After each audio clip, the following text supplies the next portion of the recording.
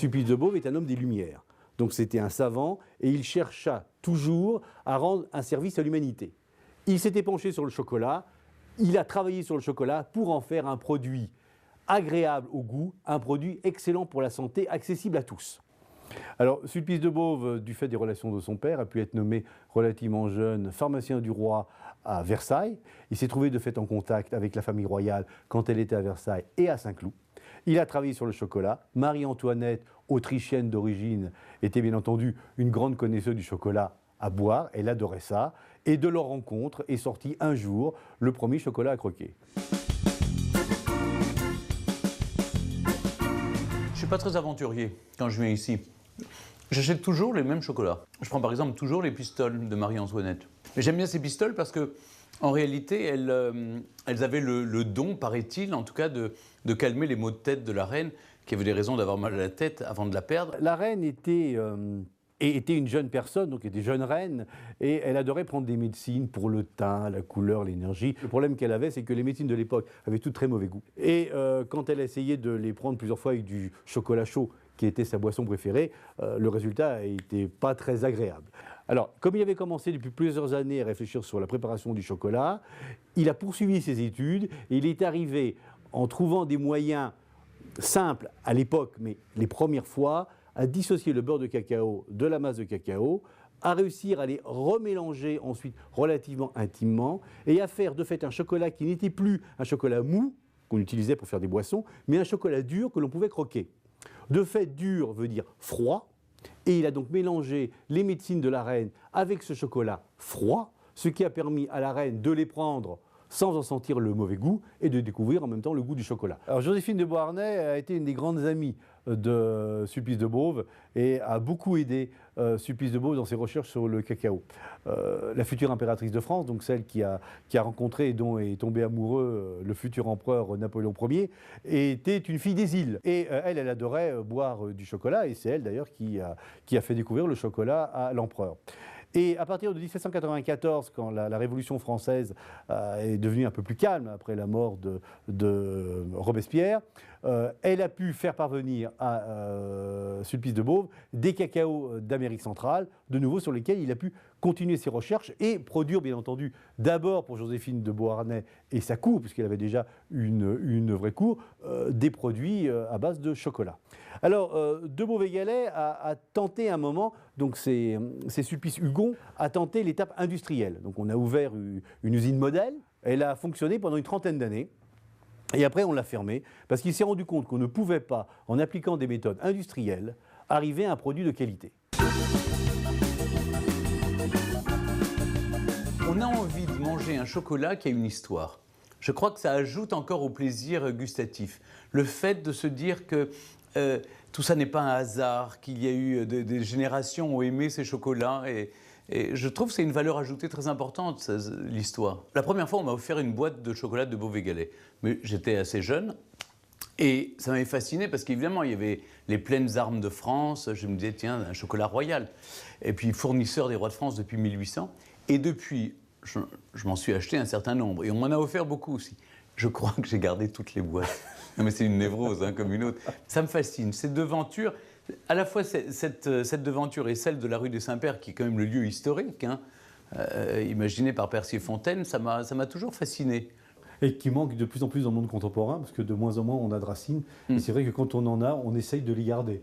Bah, écoutez, déjà maintenant on garde ses dents et ses racines, alors autant venir en profiter chez vous pour déguster les chocolats. De Beauvais-Gallais fait partie de ces quelques rares sociétés qui ont eu la chance de toujours trouver un héritier dans la famille pour reprendre la société.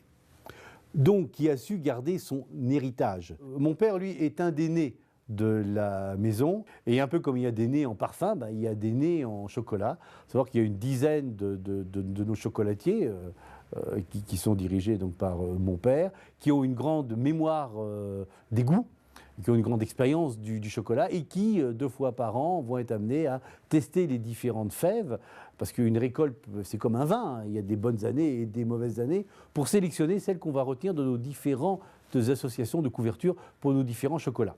Et la philosophie de Sulpice de Beauve, qui est marquée sur la façade, utile duci. Utile, c'est une citation d'Horace, veut dire joindre l'utile à l'agréable. Donc de faire des produits à la fois bons, mais des produits de santé. Hein, c'est marqué sur la façade aussi, chocolat hygiénique et de santé. Nous étions attachés et sommes toujours attachés à dire que dans le chocolat, ce qui est important, c'est pas le sucre, c'est pas le crème, c'est pas le lait, c'est pas le beurre, c'est le cacao.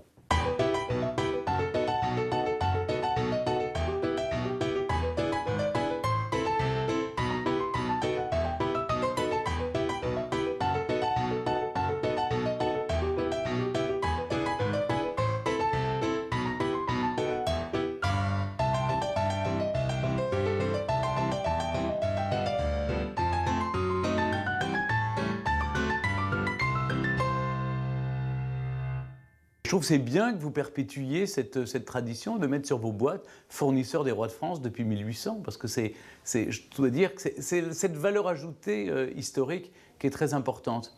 Et c'est vrai que quand vous voyez un chocolatier qui a ouvert la semaine dernière et de Beauvais-Galley en face, on a plutôt envie d'aller vers le savoir-faire, vers la transmission du savoir-faire depuis des générations. Enfin, moi, en tout cas, c'est pour ça que je suis fidèle à cette maison depuis si longtemps. Mais je ne savais pas, grâce à vous, je sais pourquoi je raffole de ces fleurs de lys. C'est le couronnement de Charles X, 1824, c'est ça. Oui, et le pauvre, il a été chassé du pouvoir en 1830 parce que ça permet en même temps de faire un peu d'histoire. Oui, parce qu'à l'origine, de Beauvais-Galley était juste à côté du Louvre, qui était le palais royal. Tout à fait. La rue du Saint-Père est à 2 pas du Louvre, qui était la résidence officielle des rois de France. Donc de temps en temps, le roi quittait le palais pour venir... Peut-être pas. Peut-être pas. C'est vous qui y alliez pour venir bornir le roi. Dans la gamme que l'on a, on a bien entendu à peu près une cinquantaine de chocolats historiques. Et ces chocolats, on les fait tourner.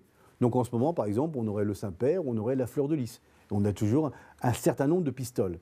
Mais je dis un certain nombre parce que les pistoles incorporaient des produits qui aujourd'hui, avant aussi, mais aujourd'hui, font vraiment partie de la pharmacopée et donc sont interdits aux non-pharmaciens.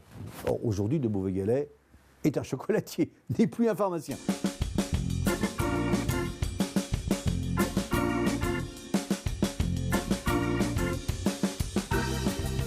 Alors, le fait de rester artisan, bien entendu, va se traduire par une limitation globale à la production, mais nous n'avons aucun désir d'inonder le monde de chocolat. Nous préférons rester le chocolatier d'une minorité de connaisseurs, plutôt que d'être le chocolatier d'une majorité de personnes qui ne sauront pas vraiment apprécier le produit. La contrainte, bien entendu, c'est que c'est un produit qui donc est fait à la main, à savoir que les chocolats sont trempés. Par exemple, ils ne passent pas sous un fil de chocolat, ils sont trempés. C'est-à-dire que chaque bonbon est pris un par un et immergé dans le cacao liquide, ressorti du cacao, éventuellement formé avec une fourchette quand il faut donner une forme. On est resté vraiment dans une fabrication extrêmement traditionnelle. Mais on est à peu près sûr que le goût est quasi similaire à ce qu'il était à l'origine.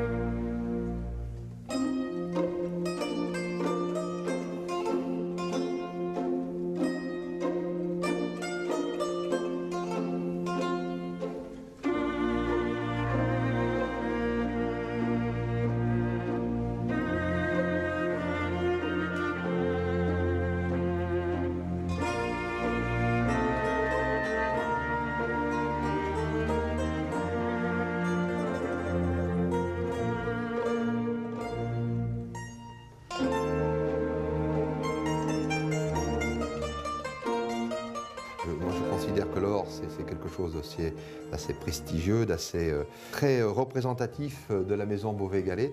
Donc, c'est la petite touche or que je mets donc dans mes œufs pour un peu, justement, rapporter un petit peu de vivacité, un peu de gaieté, un peu de clarté dans mon décor. Ce qui fait un petit peu aussi l'originalité et la spécificité de la maison de Beauvais-Gallet, ce sont les œufs décorés à la main, au pinceau. Là, je suis resté dans l'esprit très chocolat, donc c'est une fleur tout chocolat noir, bien sûr, avec un petit cœur en chocolat blanc, donc la petite boule qui symbolise donc le cœur est en chocolat blanc. Je suis très fleur en chocolat, j'adore ça, et je trouve que ça donne beaucoup d'émotion, la fleur. Je dirais du mouvement, ça donne de la vie surtout. On ne veut pas perdre notre âme, donc on reste vraiment sur notre philosophie de dire on fait une recette traditionnelle, on reste dans nos associations de goût traditionnelles avec une primauté donnée au chocolat. On ne se lance pas dans des nouveautés qui compromettent à notre yeux l'intégrité du goût du chocolat. La grosse différence entre le chocolat artisanal, que fort heureusement on peut trouver quand même relativement facilement en France, et le chocolat industriel, c'est que le chocolat purement industriel, donc là on est à l'extrême opposé, chocolat fait entièrement par des machines, est un chocolat qui est forcément moulé, que le moule pourrait être rempli d'une garniture liquide, et que dès lors que cette garniture est liquide, elle ne peut pas contenir plus que 10, 15 ou 20% de cacao. Donc c'est une raison pour laquelle nous, on a refusé de passer au stade industriel, puisque forcément, on est obligé de passer par des process de fabrication qui vont nous contraindre à ne pas faire le produit que l'on veut faire. J'aimerais vous faire goûter, jouer un peu avec vos papilles, quelque chose que peut-être vous n'avez pas eu l'occasion de goûter jusqu'à maintenant, qui est une aiguillette au gingembre, mais c'est du gingembre poivré. Très très bon. Excellent. Ce que j'aime chez vous, c'est que vous avez des chocolats historiques. Ils ont tous une histoire en fait. Je ne sais pas combien vous avez de chocolats différents, mais ils ont tous une histoire. Alors nous avons à peu près 200 chocolats qui, de près ou de loin, ont une relation avec l'histoire. Mais certains, une relation très prégnante, comme par exemple la fleur de lys, qui avait été fait pour le couronnement du roi Charles X. Je suis sûr que ça fait beaucoup le fait d'avoir tous ces chocolats avec les pleines armes de France. Je sais que le monde entier, les Japonais en raffolent, les Américains aussi, non? Alors à l'étranger, nous avons toujours été intéressés non moins par l'Europe que par le monde un peu lointain. Nous avons fait très tôt, dans les années 1825, des préparations au gingembre.